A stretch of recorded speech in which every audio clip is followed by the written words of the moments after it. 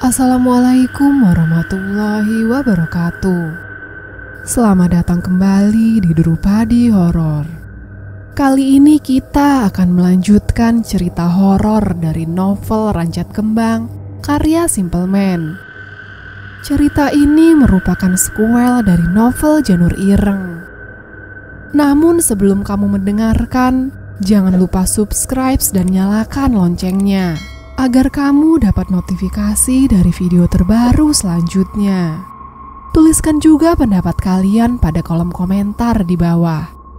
Selamat mendengarkan.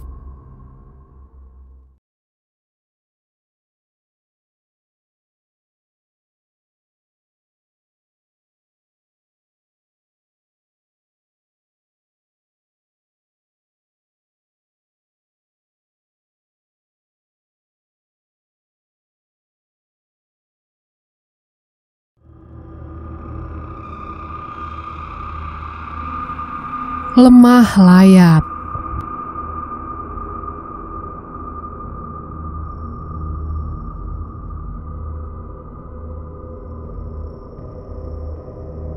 Hujan deras turun disertai kilatan guntur menyambar-nyambar. Angin berembus kencang mengguncang ranting-ranting di dahan pohon tinggi. Dari kejauhan, terdengar suara langkah kaki berlari menapaki tanah berlumpur di atas jalanan yang berbukit. Di samping kiri kanan jalan, tak ditemui seberkas cahaya. Berbekal intuisi, mereka tetap menempuh medan yang sukar disinggahi. Hanya pohon-pohon tinggi menjulang yang menjadi saksi dari dua anak muda yang baru saja melintas di bawahnya. Menutupi kepala dengan selembar kain sarung dari percik hujan yang turun tiada henti. Bersama-sama, mereka menempuh perjalanan yang sulit. Berlari menuju setitik cahaya berwarna jingga dari seberang sebuah rumah besar yang berada di ujung palung. Tok tok tok. Terdengar suara pintu diketuk. Tak berapa lama, terlihat seorang pria parubaya dengan tai lalat di bawah matanya, mengenakan pakaian serba hitam, membuka pintu rumah. Ia terdiam sejenak memandang dua anak muda yang sedang berdiri di ambang pintu. Satu berperawakan tinggi besar dengan otot-otot di lengan. Wajahnya tampan, bermata tajam dengan rambut panjang dikuncir. Satunya lagi juga tak kalah tinggi, hanya badannya saja yang terlihat kurus kering, seperti tidak pernah diurus. Dengan muka lusuh, mereka menatap ke arah tuan rumah, yang masih berdiri diam memandang mereka dengan pandangan penuh curiga. Siapa kedua pemuda ini? Untuk apa mereka datang ke rumah ini? Mereka berpandangan selama beberapa saat, sebelum salah satu dari pemuda itu akhirnya berkata, "Kulo diutus simbah, dikengken temriki, Pak. Nami kulo Agus, Pak. Niki rencang kulo, Ruslan." "Agus? Ruslan? Simbah?" tanya si pria parubaya. Ia tampak tak mengerti maksud dari si pemuda berambut dikucir tersebut. Pemuda itu mengangguk sebelum menjawab sebuah nama. "Mbah Jambrong." Mendengar nama itu, wajah si pria parubaya tampak terkejut. Sebelum akhirnya, beliau mengerti maksud dari si pemuda. Namun, wajah khawatir diikuti ekspresi curiga masih tergambar jelas di garis wajahnya. "Oh, nggih Mas, monggo, jenengan mlebet. Kulo mpun ngenteni jenengan kat wau. Kulo pikir jenengan gak bakal tekan." Dua pemuda itu, Agus dan Ruslan, melangkah masuk, sembari membungkukkan badan melewati pintu rumah kayu tersebut. Di dalamnya, mereka melihat beberapa anggota keluarga yang sedang berkumpul di ruang tengah, menatap Agus dan Ruslan dengan sorot mata yang aneh. Pandangannya menyelidik jauh lebih kelam dibandingkan pria parubaya saat pertama kali melihat mereka. "Mbah Jambrong gak iso teko. Beliau ngongkon cah nom iki mrene," kata si pria parubaya, menjelaskan kepada keluarganya. Seorang perempuan yang mengenakan daster panjang dengan rambut diikat tali berjalan mendekat. Wajahnya tampak cemberut, menatap dengan sorot mata sinis ke arah Agus dan Ruslan. "Opo? Mbah Jambrong ra iso teko? Piye iki? Opo yo iso cah-cah iki? Iki ngono nggak dulinan loh mas." Pria parubaya itu mendekati si perempuan, mengusap pundaknya dengan lembut. Wajahnya sayu sembari mencoba menenangkan. Gimana pun gak ada pilihan. Wes toh, ana sing gelem rene, iku ngono sakjane awake dhewe kudu bersyukur. Aku eruh awakmu khawatir. Aku sisan yo podo. Wes percaya. Iki ngono murite. Dongakno wae iso, nggih Mas. Agus mengangguk. Ruslan kemudian berjalan mendekat, melihat lebih jelas seluruh anggota keluarga yang ada di dalam rumah ini. Melihat situasi ini, Agus dan Ruslan mencoba mengira-ngira. Melihat situasinya, pria parubaya dan wanita yang ada di depannya ini pastilah suami istri seperti yang Mbah Jambrong sempat ceritakan kepada mereka sebagai bekal informasi dalam perjalanan. Mata Agus beralih melihat ke seorang wanita tua yang sedang duduk di kursi kayu, memandang ke arah mereka dengan sorot mata sengit. Agus dan Ruslan saling memandang dalam diam. Pastilah beliau adalah nenek yang kasar itu. Pandangan Agus beralih ke seorang anak perempuan yang bersama dengan satu anak lelaki. Sudah pasti ini adalah anak mereka. Tapi aneh, ia mendengar sendiri dari mulut Mbah Jambrong kalau mereka memiliki 3 orang anak. Lalu di mana anak yang satu lagi? Tiba-tiba Agus tersadar sebelum memandang ke tempat Ruslan sedang berdiri. Mereka mencoba mencerna informasi ini. Apakah itu berarti anak itulah yang menjadi alasan kedatangan mereka ke tempat ini? Belum selesai mereka mencerna informasi ini, tiba-tiba seorang anak perempuan yang paling kecil berjalan maju mendekati Agus, menatap dalam dirinya, seraya menunjuk ke sebuah pintu yang ada di belakang. Pintu itu berwarna kusam. Gagang pintunya diikat dengan daun pandan berwarna kecoklatan yang melingkar. Dengan wajah sayu, gadis kecil itu berkata, "Mas, hati-hati kalih sawut teng mriku. Tolong si Mbak, Mas, tolong." Agus dan Ruslan mulai melangkah maju, menapaki lantai berjalan menuju pintu. Semua anggota keluarga menatap mereka dengan pandangan dingin.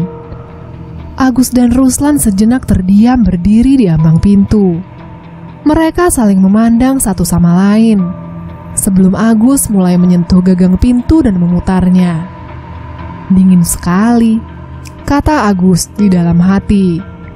Pintu perlahan terbuka.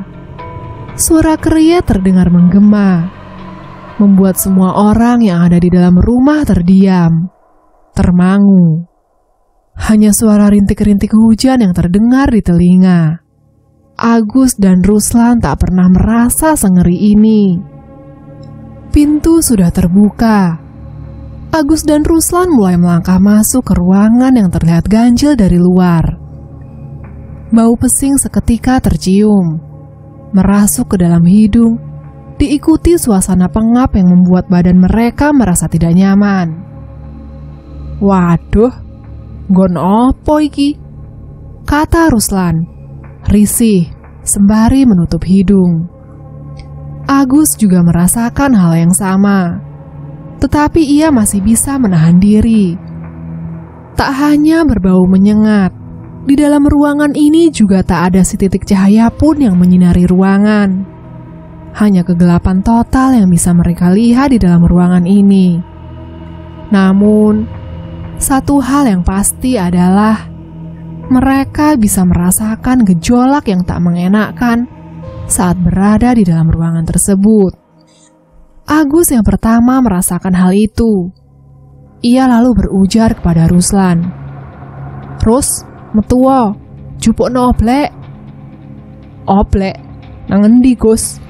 Nang kuburan. Yo nang bapak kuwi terus. Kowe iki kok yo gak pinter-pinter. Yo ngomong tolah sing jelas. Sik tak jupukno. Ojo aneh-aneh dilik. Entenono bar balik. Agus mengangguk, sembari pandangannya menyapu ruangan.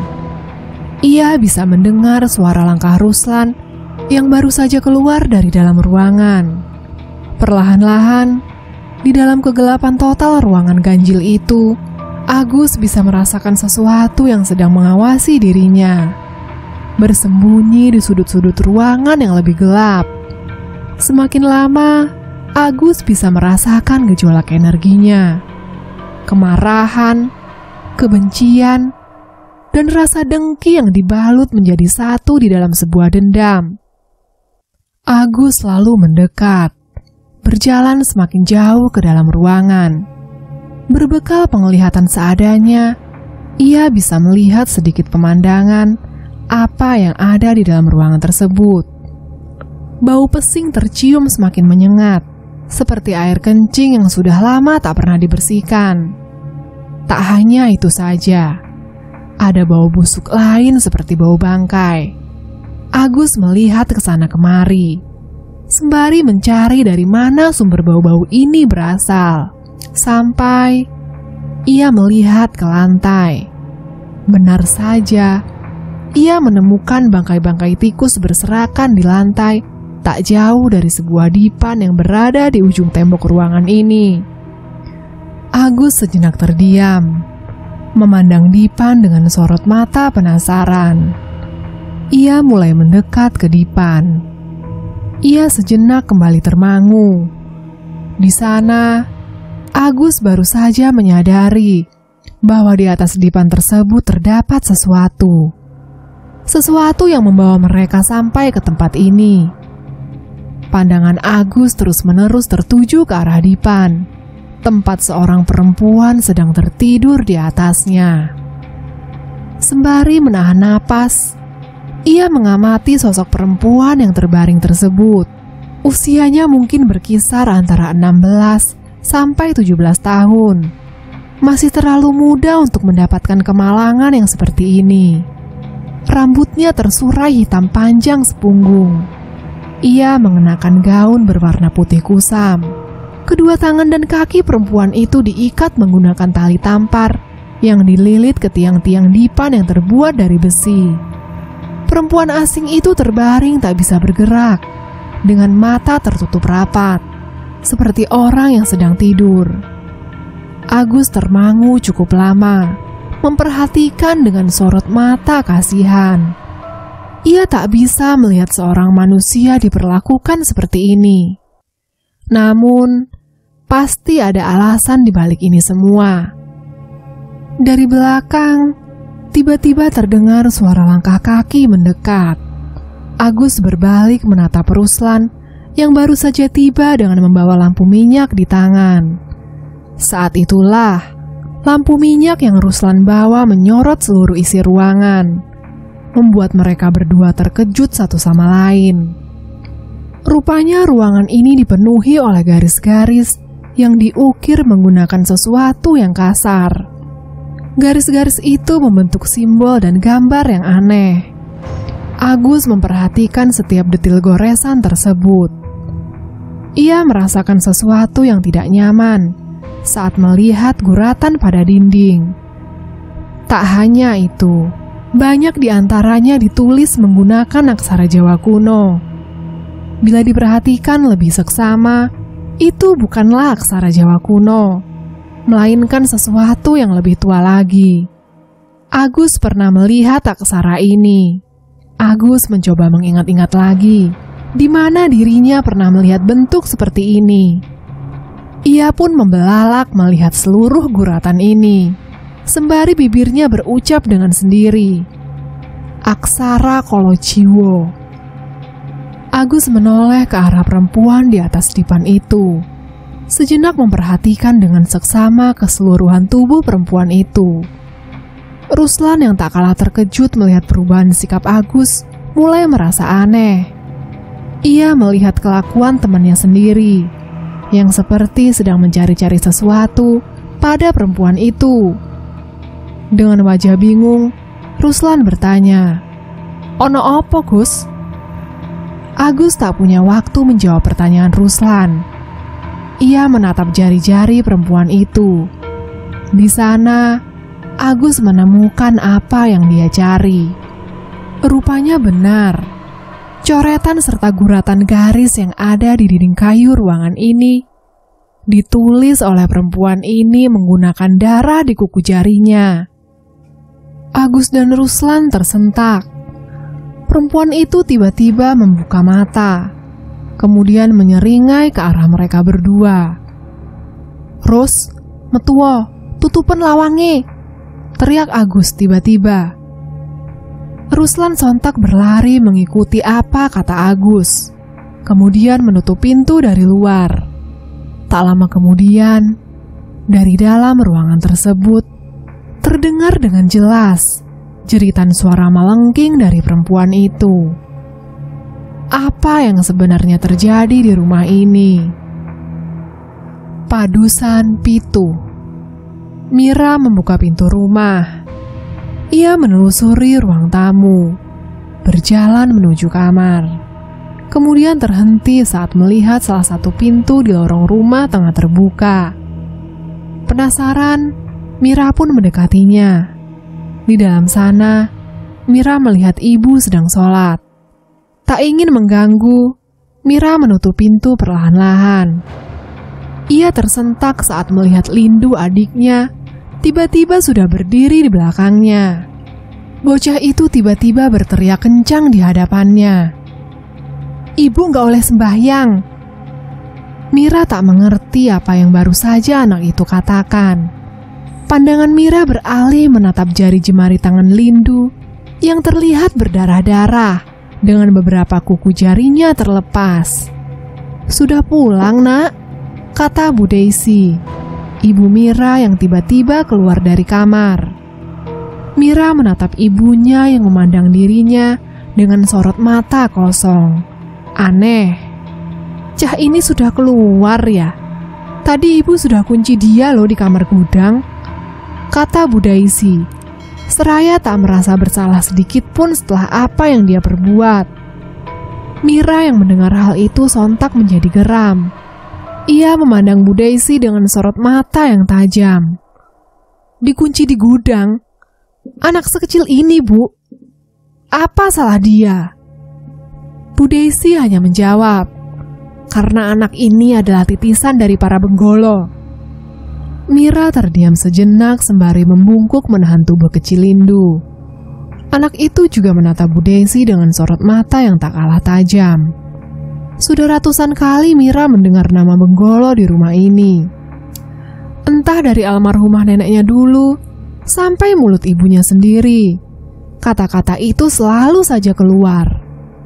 Ia sendiri tak tahu maksud dari kalimat itu. Namun, Mira merasa apapun itu, pastilah sesuatu yang buruk bagi mereka.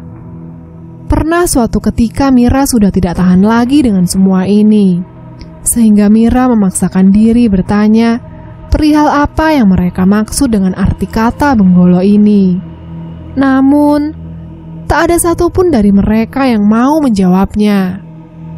Mira berdiri, menggandeng tangan Lindu, lalu menuntun bocah kecil itu menuju ke kamar, meninggalkan Bu Daisy seorang diri yang masih menatap dirinya datar.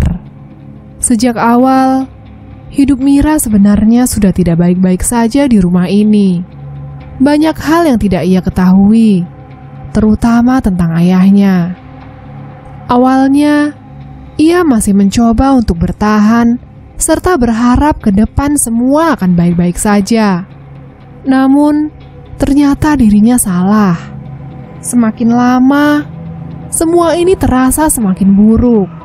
Setiap hari, Mira hanya melihat ibu dan anak sulungnya seakan-akan ingin saling bunuh-membunuh satu sama lain, membuat rumah ini tak ada bedanya dengan neraka.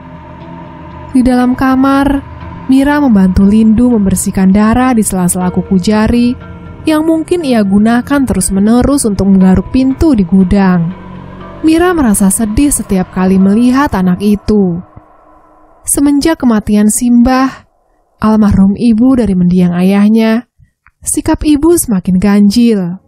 Ia lebih sering mengurung diri di dalam kamar, tak mau bicara kepada siapapun. Terlebih kepada Lindu, anaknya sendiri. Seolah-olah anak ini bukan bagian dari darah dagingnya sendiri. Mira termenung, memikirkan bagaimana cara mengembalikan ibu seperti sedia kala, ceria, serta ada di saat Mira membutuhkannya. "Mbak," sahut Lindu, tiba-tiba membuyarkan lamunan Mira.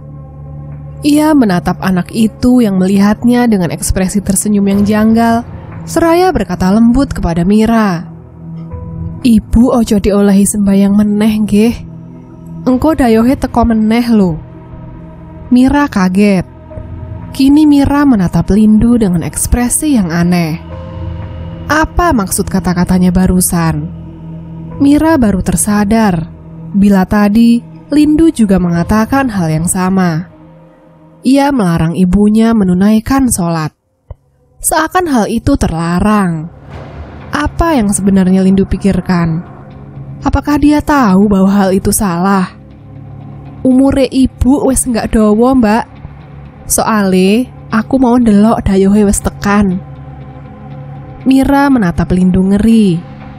Ia bertanya kepada Lindu, apa maksud dayoh yang baru saja dia katakan? Apakah ada hubungannya dengan benggolo yang ibunya juga sempat katakan? Lindu tak menjawab. Ia justru menarik tangan Mira, menuntunnya menuju jendela kamar. Lindu menyibak tirai. Mira mendekatkan diri melihat ke arah jendela yang menyorot halaman rumah. Namun, tak ada apapun yang bisa Mira lihat. "Iku, Mbak, ono sitok sing ngadep nang pinggir wit pencit." Mira semakin bingung. Tak lama kemudian, Lindu melambai-lambaikan tangan sembari tertawa. Seakan-akan Lindu sedang berinteraksi dengan seorang teman yang tak bisa Mira lihat. Melihat hal ganjil ini, Mira langsung segera menutup kembali tirai, sembari memeluk erat tubuh adiknya. Cukup, perubahan sikap ibunya saja sudah cukup aneh bagi dirinya. Kini adiknya juga mulai mengarah ke arah sana. Mira memeluk erat Lindu, berharap bocah itu tak lagi kesepian. Terdengar suara teriakan ibunya menggema sampai ke penjuru rumah. "Mira!"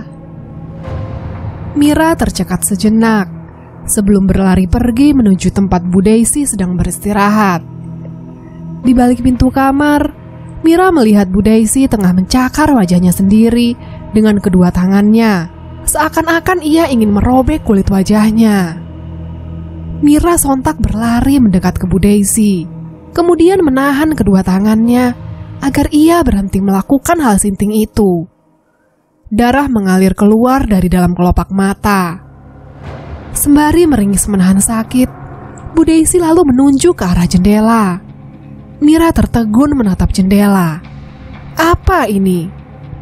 Setelah merasa Bu Daisy sedikit lebih tenang, perlahan-lahan Mira mulai berjalan mendekat ke arah jendela sembari menatap keluar rumah. Di pintu kamar, Mira melihat Lindu sedang berdiri di sana, menatapnya dengan seringai yang aneh. Mira tak mengerti. Pandangannya kembali tertuju pada pemandangan di halaman rumah saat Mira akhirnya bisa melihat dengan mata kepala sendiri. Ada barisan anak-anak perempuan dengan gaun lusuh, bertelanjang kaki, sedang berdiri menatap ke arah Mira. Mereka semua memenuhi halaman rumah, sembari berucap dengan suara yang begitu dingin, "Balekno benggoloku." Mira langsung menutup tirai sembari melangkah mundur. Siapa anak-anak itu? Untuk apa mereka ke tempat ini? Apa jangan-jangan mereka... Mira menuju tempat ibunya sedang menunduk. Di sana, Mira langsung bertanya, "Ono opo asline iki, Bu?" Bu Daisy hanya diam. Tetapi Mira tak mau berhenti. Ia harus tahu apa yang sedang terjadi di rumah ini. Lindu yang sedari tadi hanya berdiri di ambang pintu kamar, kini mulai melangkah masuk, menatap Mira serta Bu Daisy secara bergantian dengan senyuman yang mencurigakan. Melihat hal itu, Bu Daisy lalu berkata, "Cah iku asline nggone wong liya. Anak orang gimana? Bukankah ibu sendiri yang melahirkannya?" ucap Mira. Sejenak isak tangis terdengar bercampur dalam nada suara Bu Daisy yang tengah mengutuk diri sendiri. "Mir, cah iki utuk dulurmu, ngerti? Codro, iling-ilingen jeneng iku yondo. Jeneng sing tau disebut ambek mbahmu dhewe. Lindu iku anake. Kenapa dengan Codro? Siapa itu Codro?" Lindu yang sedari tadi hanya diam saja, tiba-tiba melangkah maju sembari berkata, "Rogot nyowo bakal diculno." "Rogot nyowo?" ulang Mira. Tiba-tiba wajah Bu Daisy tampak pucat. Ia merengkuh tangan Mira saraya berkata dengan nada mengiba, "Rogot nyowo wes dimulai. Pantes ae, Nduk. Dekne butuh Lindu gawe nglindungi awake teko rogot nyowo." "Lindungi? Lindungi apa, Bu?" tanya Mira. Bu Daisy menatap kosong. Ia melihat Mira seraya menyentuh pipinya, lalu berkata, "Wes lalekno, Nduk. Kue nggak oleh terlibat ambek iki. Wes, Nduk. Adohono awakmu teko cah iblis iku." Mira yang mulai muak lantas berkata kepada Bu Daisy, "Siapa Codro? Dan apa hubungannya dengan semua ini?" Sejenak, Bu Daisy menatap Mira sebelum tangisnya pecah. Ia berkata kepada Mira bahwa semua ini dimulai dengan satu nama, Codro. Ia adalah satu dari keluarga besar yang sangat terpandang. Tak ada yang berani menyentuh atau melawan keluarga ini karena pengaruhnya yang tak bisa dipandang sebelah mata. Apapun yang diinginkan oleh keluarganya ini pasti akan didapatkan. Bila tidak, maka balak hitam akan menerjang siapapun yang mengganggu keluarganya. Bu Daisy memandang Lindu yang sedang berdiri menatapnya.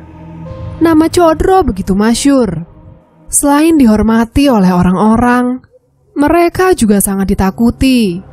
Tak ada yang berani mengganggu keluarga ini. Namun, seperti kebanyakan dari orang-orang besar, Codro juga memiliki sisi kelam yang hanya diketahui oleh segelintir orang. Sisanya hanya kabar angin dari mulut ke mulut. Konon katanya, ia gemar mengambil madu dari setiap janda yang terlibat dengan segala urusan keluarganya. Istri-istri yang ditinggal mati oleh suaminya yang terlibat dengan keluarga ini. Ia akan tiduri janda-janda itu yang konon dilakukan sebagai salah satu ritual yang hanya keluarga Codro sendiri yang tahu alasannya. Sehingga banyak dari keluarga-keluarga lain tak mau terlibat dalam segala urusan mereka. Mira masih tidak mengerti apa hubungannya dengan semua ini.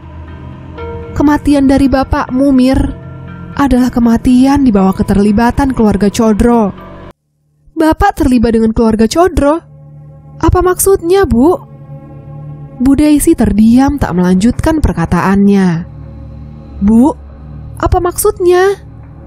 Bu Daisy masih tak mau bicara. Mira yang mulai merasa kesal mencoba memaksa ibunya. Sampai akhirnya Bu Daisy berkata kepada Mira, "Ibu tidak bisa mengatakannya kepadamu, karena ibu memang tidak boleh mengatakannya. Paham? Bila ibu sampai mengatakan hal ini kepada dirimu, ibu akan mendapatkan karma yang teramat buruk. Maafkan ibu, Nak." Mira hanya menatap Bu Daisy, kemudian menoleh melihat Lindu yang menatap kosong Bu Daisy yang sedang berbaring di atas dipan. "Apa maksudnya, Ibu?" "Intinya saat ini Codro meminta Lindu ia mengutus Benggolo datang meneror keluarga kita untuk mendapatkan kunci dari perlindungannya terhadap Rogot Nyowo. Lindu tiba-tiba menyentuh lengan Mira. Seraya menatap Bu Daisy, ia lalu berkata, "Nek aku metu, dayohe bakal ngalih."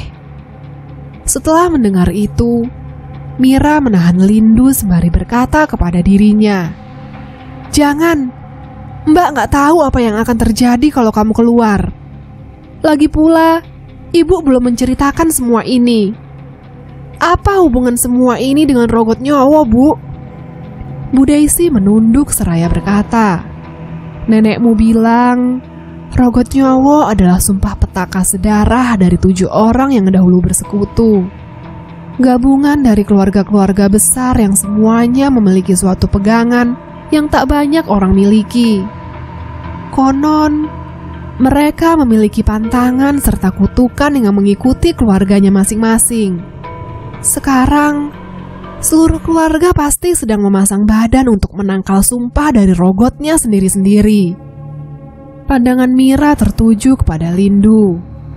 Mira memeluknya seraya berkata, "Tetap saja, Lindu itu anakmu, darah dagingmu.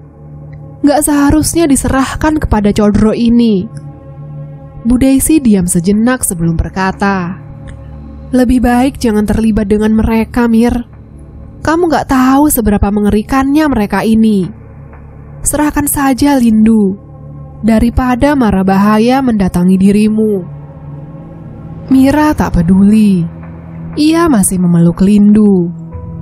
Sedangkan di luar rumah, teriakan Benggolo terdengar semakin intens, membuat Mira dan yang lain merasa terintimidasi.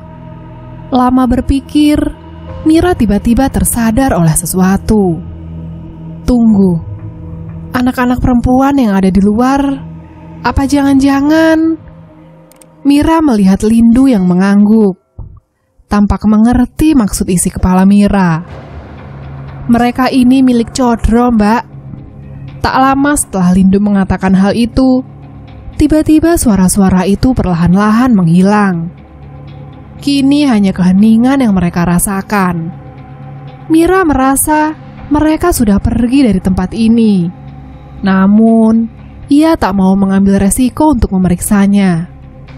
Tiba-tiba saja, Lindu menggigit lengan Mira, merobeknya sembari mencengkram kepala ibunya yang berada di atas dipan, membenturkan kepala Bu Daisy sembari terus berteriak keras, "Wedoan goblok!" Mira mencoba menghentikan adiknya, namun tenaga Lindu tak seperti tenaga anak-anak normal. Ia begitu kuat dan suaranya terdengar berbeda, menyerupai suara seorang lelaki berusia uzur. Ia terus-menerus menghantamkan kepala Bu Daisy sembari mencengkeram lehernya dengan begitu kuat. Lindu ingin membunuh ibu. Kesabaran Mira habis. Ia menarik kerah baju Lindu, menghantamkannya tepat ke lantai sebelum mencekik leher Lindu sampai gadis itu tercekat. Mira menatap wajah adiknya sendiri. Ia bisa melihat bocah itu meronta-ronta, meminta agar Mira melepaskan dirinya dengan suara parau yang tak dikenal. Namun Mira tak mau melepaskannya. Lindu terus mencoba melawan, tetapi Mira tak mau kalah. Ia terus menahan bocah itu sekuat tenaga hingga warna kulit wajah Lindu perlahan-lahan menjadi merah padam. Tenaganya melemah, diikuti cengkeramannya yang kian mereda. Mira tersadar akan perbuatannya. Seketika itu juga, Mira melepaskan Lindu yang kini menyentuh tenggorokannya. Ia seperti ingin memuntahkan isi perutnya. Mira memeluk Bu Daisy sembari menunggu apa yang akan bocah itu lakukan. Lindu terdiam sejenak sebelum tertuju melihat Mira. "Mbak, kenapa Mbak Mira mau membunuhku?" Mira bergegas keluar rumah. Ia berteriak-teriak meminta bantuan kepada tetangga sekitar rumah atas peristiwa janggal yang baru saja terjadi.